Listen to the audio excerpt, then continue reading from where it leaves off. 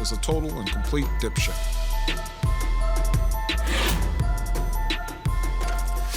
It's not hard for democracy to collapse. All you have to do is nothing.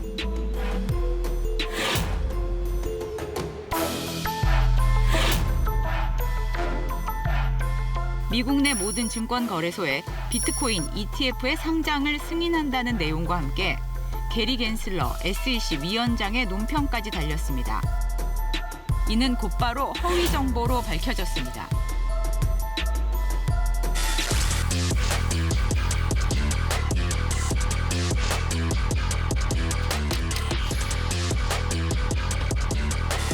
사실에 근거해서 얘기하지 않는 것들이 너무 많다는 거죠.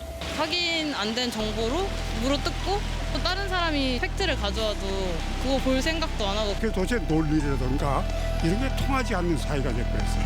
그게 제일 걱정이 돼요.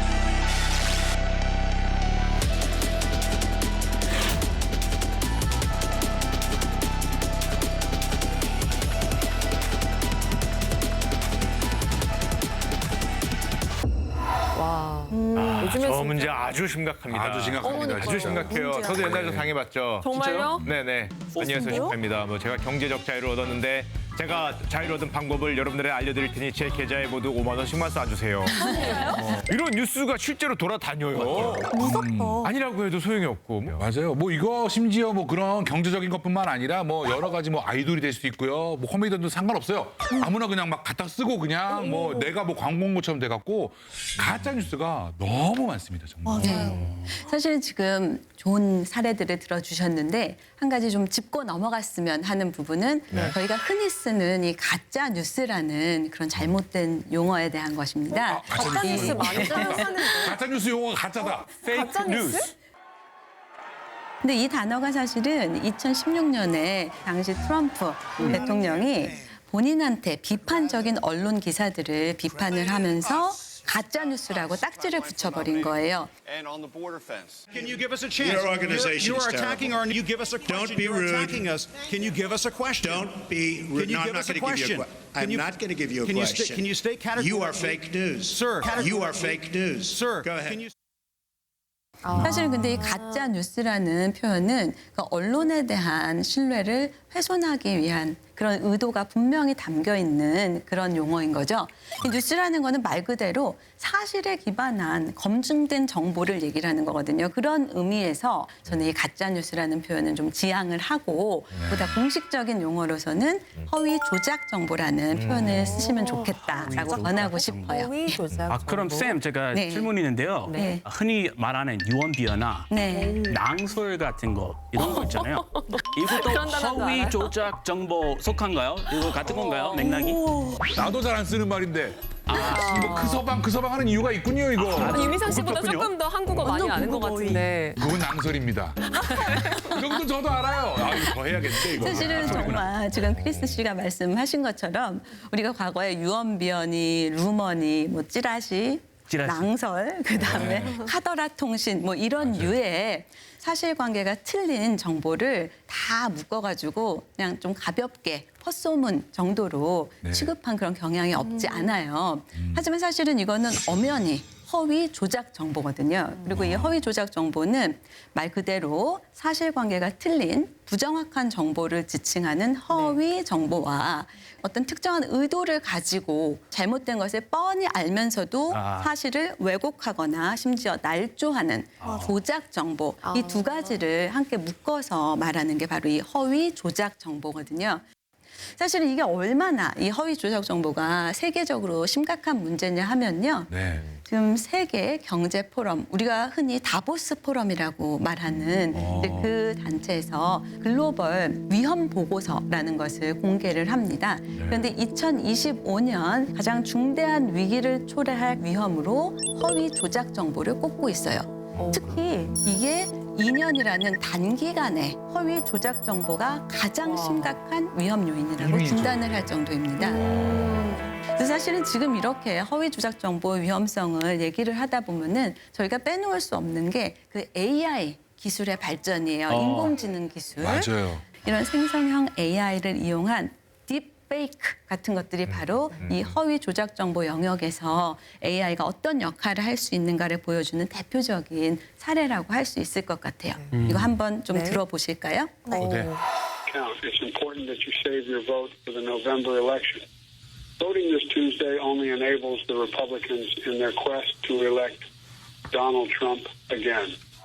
이 목소리 뭔가 익숙한데요? 아니, 바이든 목소리. 뉴스에 자주 나오는 이제 바이든 바이든 전 목소리예요? 대통령이네요. 저분 같아요. 예. 오. 그게 무슨 얘기야 근데? 대선을 지금 이게 사실은 정확히 말하면 제가 이거를 분명히 바로 잡고 넘어가야 되는데 이거는 바이든 대통령을 흉내낸 생성형 AI를 이용한 딥페이크 음성이에요. 이야. 이 음성은 사실은 2024년 1월에 미국 뉴햄프셔 주에서 대선 후보 예비선거 직전에 유권자들이 받은 전화 내용이라고 합니다. 그래서 여기 한 미국의 그 정치 컨설턴트가 투표 거부를 유도하기 위해서 조작해낸 음성이라고 해요. 근데 이게 허위 조작 정보로 밝혀지면서 82억 정도의 벌금을 냈다고 하죠.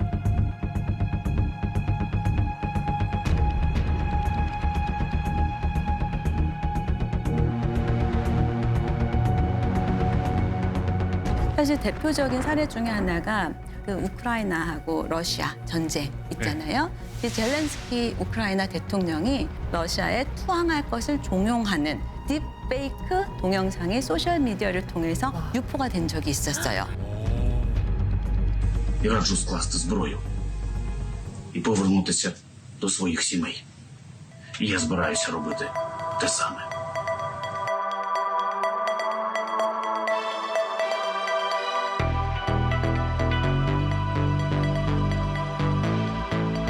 뭐 그뿐 아니라 트럼프 대통령 같은 경우는 본인의 X 계정에 해리스 후보가 공산당원들을 대상으로 해서 분중 연설을 하는 가짜 생성형 AI 이미지를 포스트를 해가지고 큰 논란이 되기도 했습니다.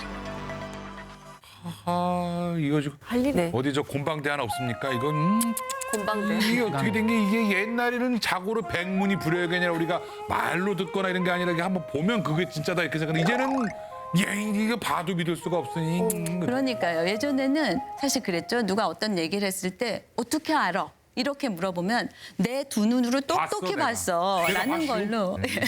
제가 봤슈, 똑똑히 봤슈. 지가 봤슈.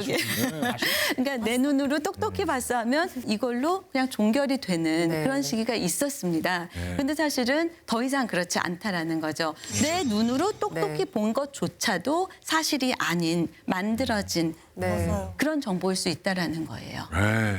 그러니까 그 문제를 저는 이제 뉴스를 또 하는 사람이니까 굉장히 심각하게 느끼고 있는데 모든 허위 조작 정보가 다 문제겠지만 진짜 국가 질서, 안보, 안위 이런 것까지 혼란을 일으키는 정보들이 지금 너무 많은 것 같아서 뭔가 구조적으로 좀 취약한 게 아닌가? 그런 생각을 해요.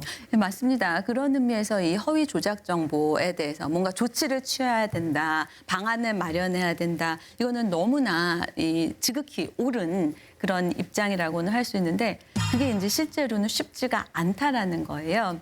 그러니까 예를 들어서 유네스코가 지난해 그 디지털 컨텐츠를 만들어내는 이 제작자들을 대상으로 서베이를 실시를 했는데요.